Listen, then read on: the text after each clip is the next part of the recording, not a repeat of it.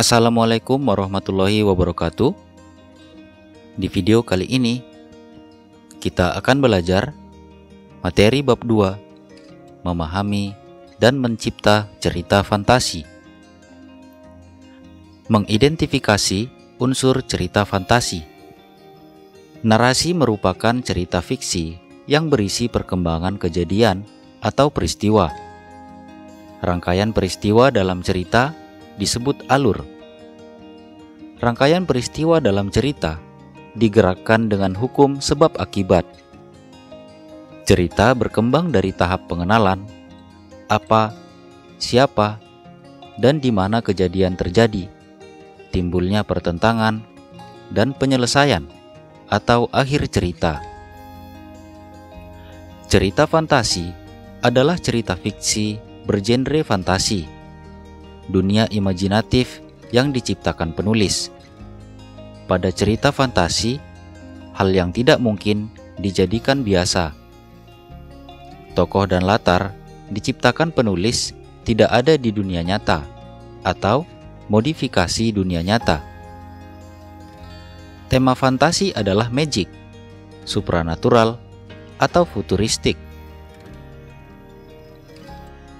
Menceritakan kembali isi cerita fantasi. Dalam rangka menceritakan kembali isi cerita fantasi dapat dilakukan dengan menjawab beberapa pertanyaan seperti: urutkan kejadian yang dialami tokoh pada cerita fantasi. Siapa tokoh dan bagaimana watak tokoh yang ada pada cerita? Pesan apa yang akan disampaikan pengarang melalui ceritanya? Kejadian mana yang mungkin terjadi di dunia nyata dan mana yang tidak mungkin terjadi dalam dunia nyata. Menelaah struktur dan bahasa cerita fantasi. Struktur cerita fantasi dapat ditelaah melalui 3 kegiatan, yaitu orientasi, yaitu pengenalan tokoh, latar, watak tokoh, dan konflik. Komplikasi, berisi hubungan sebab akibat sehingga muncul masalah hingga masalah itu memuncak.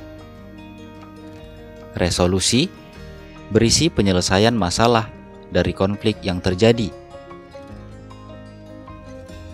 Sedangkan ciri kebahasaan pada cerita fantasi antara lain: yang pertama, penggunaan kata ganti dan nama orang sebagai sudut pandang penceritaan, seperti penggunaan kata ganti aku, mereka, dia, Erza, Doni, dan lain-lain.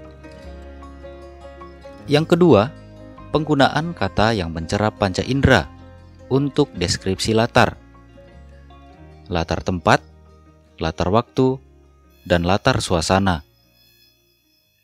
Yang ketiga, menggunakan pilihan kata dengan makna kias dan makna khusus.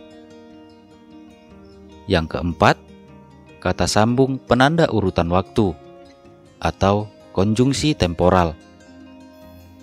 Yang kelima, penggunaan kata atau ungkapan keterkejutan berfungsi untuk menggerakkan cerita atau memulai masalah. Yang keenam, penggunaan dialog atau kalimat langsung dalam cerita. Menyajikan cerita fantasi.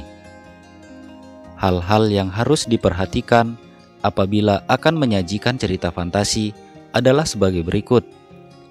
Yang pertama, merencanakan cerita. Yang kedua, penggalian ide cerita fantasi dari membaca atau dari berbagai sumber. Yang ketiga, membuat rangkaian peristiwa. Yang keempat, mengembangkan cerita fantasi.